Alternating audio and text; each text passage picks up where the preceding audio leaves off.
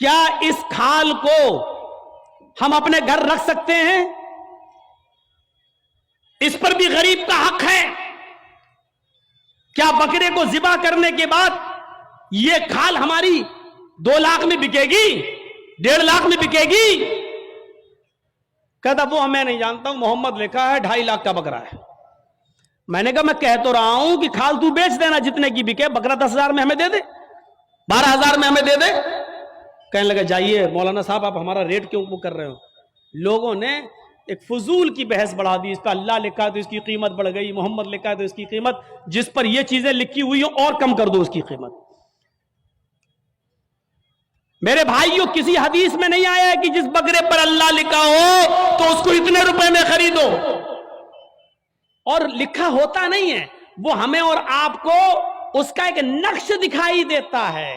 بس یہ الف بال یہ لام پوری طریقے سے دیکھا جائے تو پورا لکھا ہوا بھی نہیں ہوگا، اس پر تشدید بنی ہوگی، پھر اس پہ کھڑا الف ہوگا، پھر آپ پوری طریقے سے اگر دیکھیں تو ملے گا بھی نہیں ایسا، لیکن محسوس ایسا کرائیں گے کہ دیکھیے یہ اللہ، حالانکہ دیکھا جائے تو یہ بھی اللہ ہی ہے۔ دیکھیے یہ بھی اللہ ہی ہے۔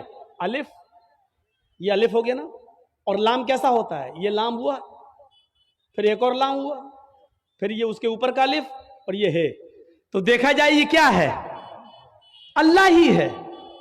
اگر آپ اس پر روشنائی لگا دیں پورا، اور پھر اس کو آپ یہ داہنے ہاتھ کو اس طریقے سے دیوار پہ چھاپ دیں تو آپ دیکھیں گے عربی میں اللہ ہی لکھا ہوا نظر آئے گا، اللہ ہی لکھا ہوا نظر آئے گا۔ اب بتائیے جب اللہ لکھا ہوا نظر آئے گا تو ہم کیا مانیں؟ اب اس ہاتھ سے آدمی شراب بھی پی رہا ہے،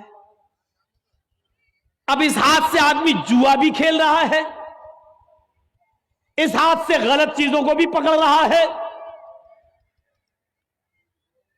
تو ان چیزوں سے حیثیت نہیں بڑھ جاتی ہے؟ سادھوؤں کی طرح اللہ کے رسول کے پاس سب کچھ تھا، لیکن کوئی چیز آپ نے اپنے اوپر خرچ نہیں کی۔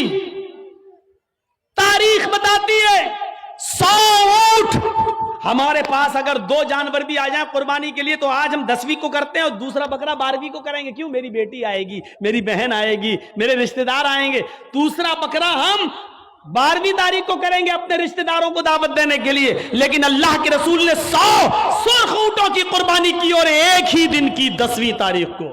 میں یہ نہیں کہہ رہا ہوں 11 کو نہیں کر سکتے ہو، 12 کو نہیں کر سکتے ہو، 13 کو نہیں، میں منع نہیں کر رہا ہوں، جائز ہے۔ کل ایام التشریق ذبح، ایام تشریق کے سارے دن قربانی کے دن ہے، میں منع نہیں کر رہا ہوں، لیکن اللہ کے رسول نے 11ویں اور 12ویں کو اور 13ویں کو قربانی نہیں کی۔ آپ نے 100 اونٹ بھی ذبح کیے تو 10 کو کیے ہیں 100، اور گوشت سارا کا سارا تقسیم کر دیا۔ آپ نے اپنے پاس کچھ نہیں رکھا۔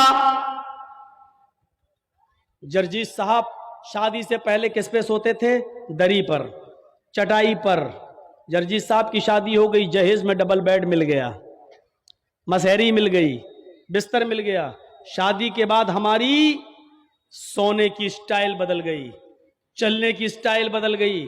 جرجیت صاحب سائیکل پہ چلتے تھے، اب بائک پہ چل رہے ہیں، بڑے آدمی ہیں، 4 ویلر بھی دے دی ہوگی ہو سکتا ہے سسرال والوں نے، اب 4 پہیے کی گاڑی پہ چل رہے ہیں۔ رہنے کی سٹائل بدل سکتی ہے، لیکن محمد رسول اللہ 25 سال کی عمر میں جب 40 سال کی ایک بوڑھی عورت خدیجہ سے نکاح کرتے ہیں، خدیجہ عرب کی بہت بڑی دولت مند اور رئیس خاتون تھیں، جب اللہ کے رسول کی شادی ان کے ساتھ ہوتی ہے تو خدیجہ اپنے ساتھ سارا مال بھی لے کے آتی ہیں، سارا خزانہ لے کے آتی ہیں، سارا بزنس لے کر آتی ہیں۔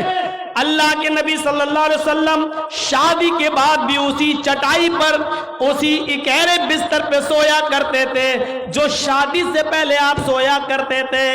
آپ تعجب کریں گے، ایک بار اللہ کے نبی صلی اللہ علیہ وسلم جس بستر پہ سو رہے تھے، حضرت عائشہ نے اس بستر پر لیٹ کر دیکھا جو کافی گڑ رہی تھی۔ فرمایا اللہ کے نبی کو یہ بستر کتنا گڑتا ہوگا، کتنا چپتا ہوگا۔ حضرت عائشہ نے اس بستر کو دوہرا کر دیا، دوہرا اکھیرا تھا اس کو دوہرا کر دیا تاکہ تھوڑا سا نرم ہو جائے۔ اللہ کے نبی اس بستر پہ سو جاتے ہیں، تہجد کی نماز میں نہیں اٹھ پاتے ہیں۔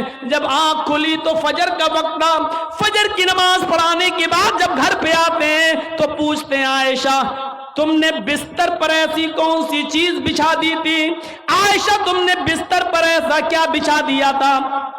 آج مجھے نیند آ گئی اور میں رات میں اللہ کی عبادت نہ کر سکا، تہجد کے اندر اٹھ نہیں سکا۔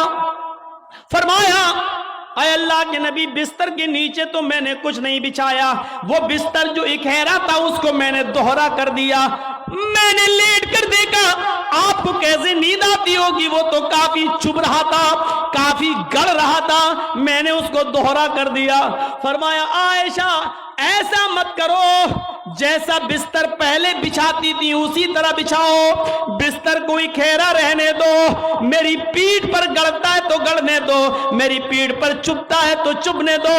جب بستر گڑتا تھا چبھتا تھا تو میری آنکھ کھل جاتی تھی اور میں رات میں اٹھ کر تہجد کی نماز پڑھ لیا کرتا تھا، اللہ کو یاد کر لیا کرتا تھا۔ عائشہ آئندہ بستر اسی طرح بچھاؤ، میرے لیے آرام کا ایسا انتظام نہ کرو کہ بستر پر مجھے نیند آ جائے اور پھر میں اس رات میں اٹھ کر اللہ کو یاد نہ کر سکوں، اس رات اٹھ کر میں اللہ کو کا ذکر نہ کر سکوں، تہجد کی نماز نہ پڑھ سکوں۔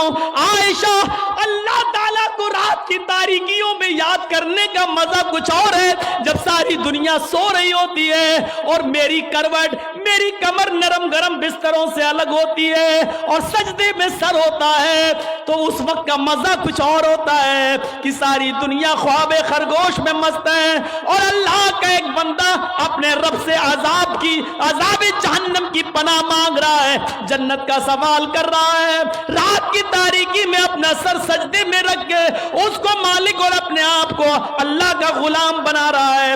عائشہ تم نے بستر کو ایسے بچھا دیا کہ اس بستر پر مجھے اتنی نیند آ گئی کہ میں رات کو اٹھ نہیں سکا۔ عائشہ مجھے اتنا آرام نہ دو کہ میں رات میں اٹھ کر اللہ کو یاد نہ کر سکوں۔